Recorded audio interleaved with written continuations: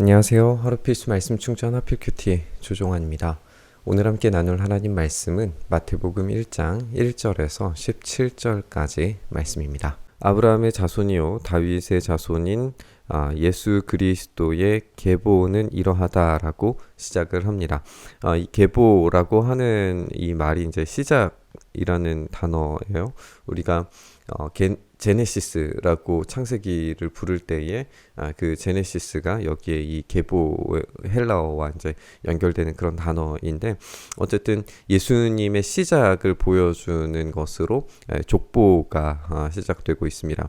근데 이 족보가 이제 우리가 아는 것처럼 누가복음에 등장하는 족보와 차이점이 있죠.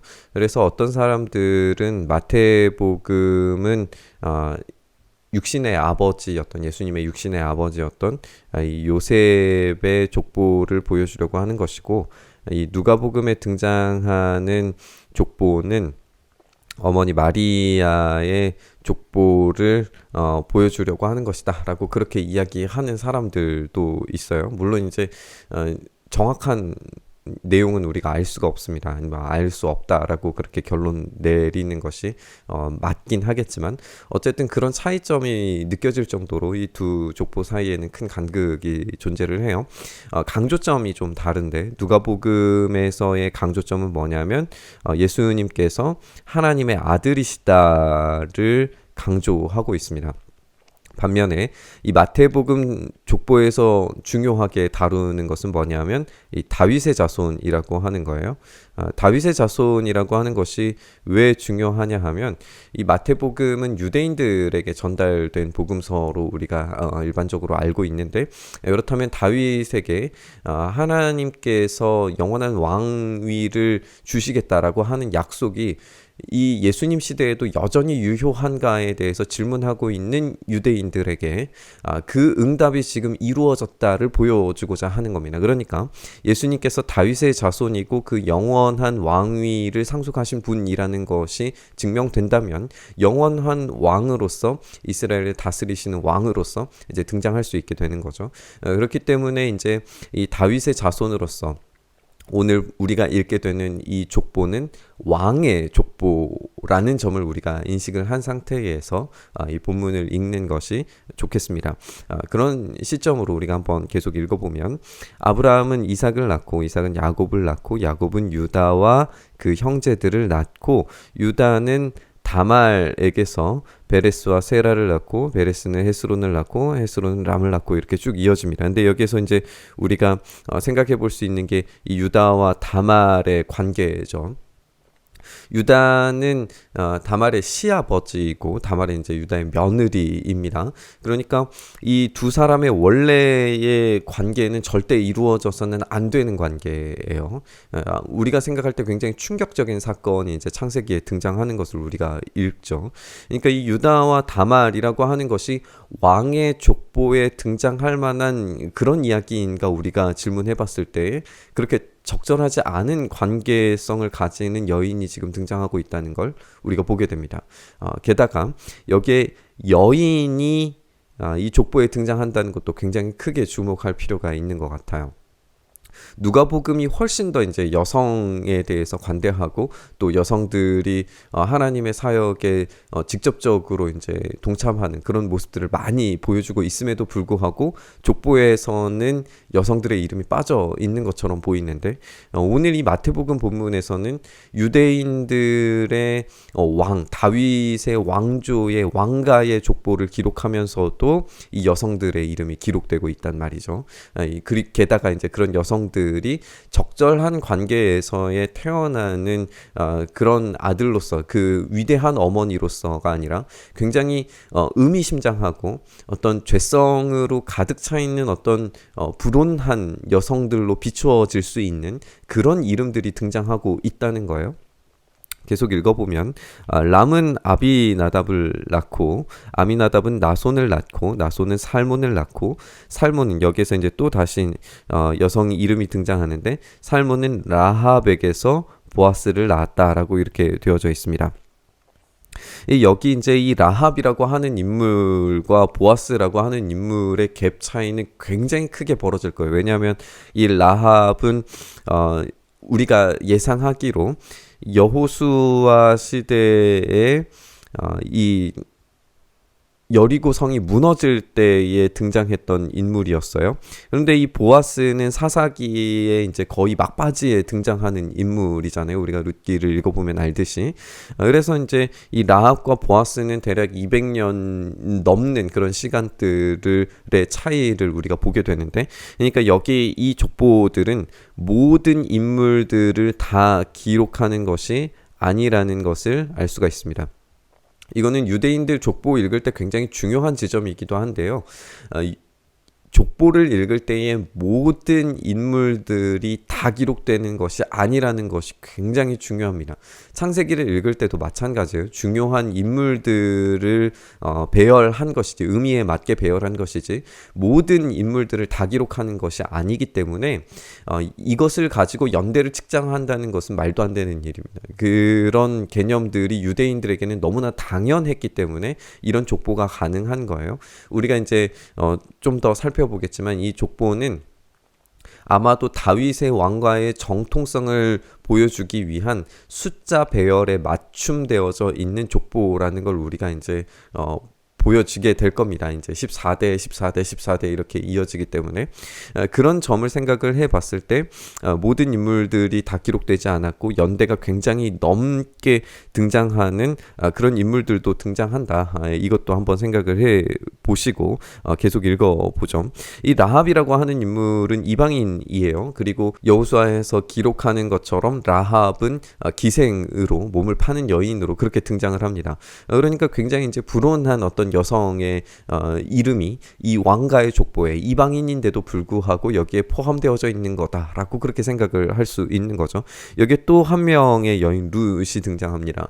이 룻은 모압 여인이었어요.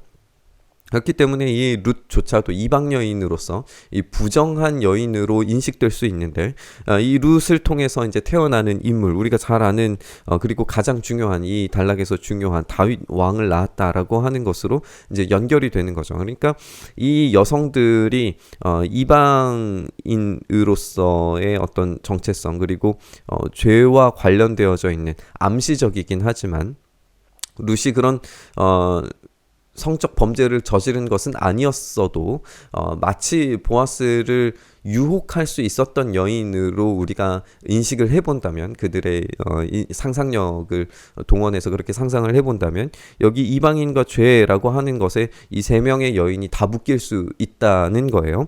또 여기 우리아의 아내였던 이라고 설명하는 것을 한번 생각을 해보면 우리는 이 인물이 이제 밧세바라는 것을 알고는 있지만 이 밧세바가 어떤 여성인가에 대해서 우리가 더 적나라하게 이제 생각을 해보면 밧세바가 굉장히 정치적인 수단을 동원할 수 있었던 여인이었다라는 사실을 우리는 사무엘 이야기를 통해서 나눈 적이 있었습니다.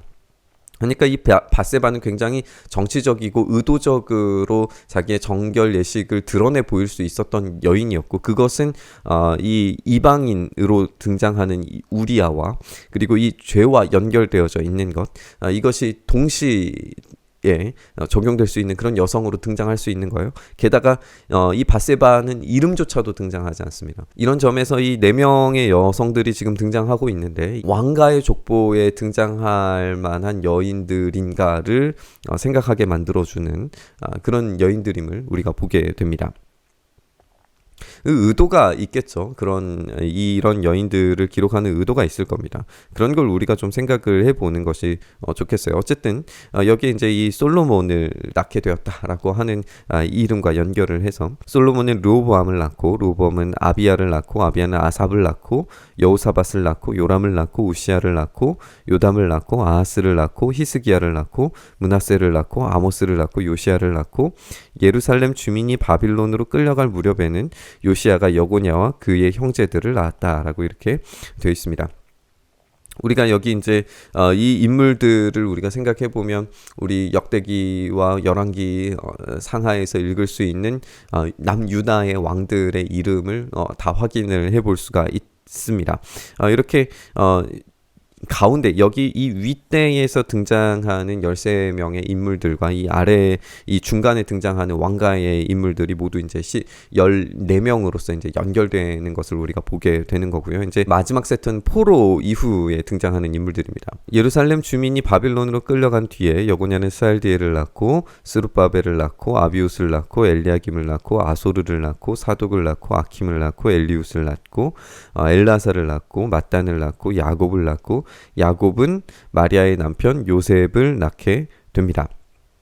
그리고 마리아에게서 이제 마지막 여인이 등장을 합니다. 마리아에게서 그리스도라고 하는 예수가 태어나셨다라고 이렇게 되어 있습니다. 이제 총 5명의 여성들이 등장을 하게 되는 걸 우리가 살펴봤어요. 이 마리아는 어떤 죄성과 연결되어져 있는, 이방인과 연결되어져 있는 그런 여성은 아닙니다. 분명히 이제 어떤 독보적인 여성임을 우리가 알 수 있는데, 그럼에도 불구하고 이제 이 마리아가 굉장히 독특한 지위를 가지고 있는 것은 뭐냐 하면 이 마리아가 처녀라는 거예요. 아이를 낳을 수 없는 여인입니다. 그런데 우리가 그냥 일반적으로 아이를 낳을 수 없는 여인 하면은 그 여인은 저주받은 여인입니다. 우리가 이제 아브라함 이야기도 그렇고 이삭 이야기도 그렇고 태의 문이 열리지 않는 것을 그들은 이제 저주로 생각을 했었는데, 그러니까 아이를 낳을 수 없는 본질적 상태의 여성은 저주의 상태예요. 근데 처녀의 몸으로 아이가 태어났다라고 하는 것은 아이 낳기가 불가능한 상태가 극복되어진 여성을 보여줄 수 있습니다.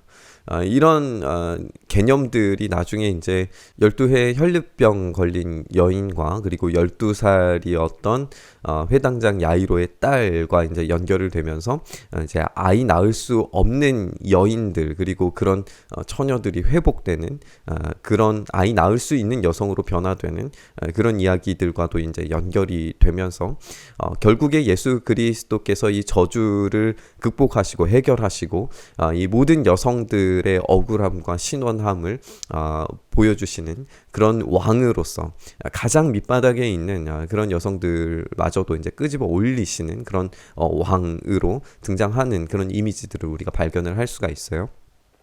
또 한 가지는 뭐냐면 이제 이방인들이 이 족보 안에 들어와 있다라고 하는 겁니다.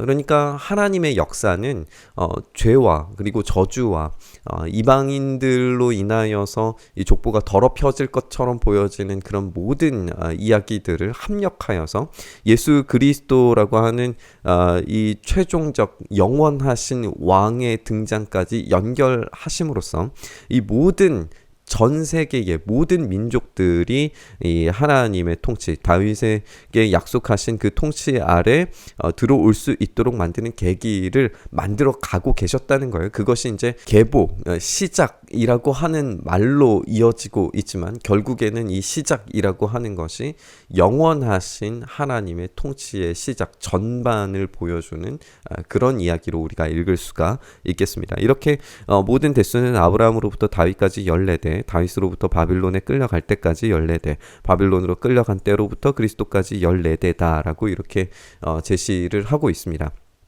물론 이 14대를 3번 이렇게 제시하는 것이 어떤 유대인들에게는 게마트리아라고 이제 알파벳에 할당되어져 있는 숫자로 생각을 했을 때 다윗과 관련되어져 있는 이 게마트리아라고 그렇게 해석을 하는 것이 적절하겠지만 우리가 굳이 거기까지 갈 필요 없이 하나님의 일하심의 완전하심을 녹여낸 그런 족보라고 하는 사실을 우리가 읽을 수 있다. 이렇게 정리를 해보셨으면 좋겠습니다. 사실 족보의 이야기를 우리가 다 나누기 위해서 이 모든 인물들을 다 다루는 것은 굉장히 긴 시간이 필요할 겁니다.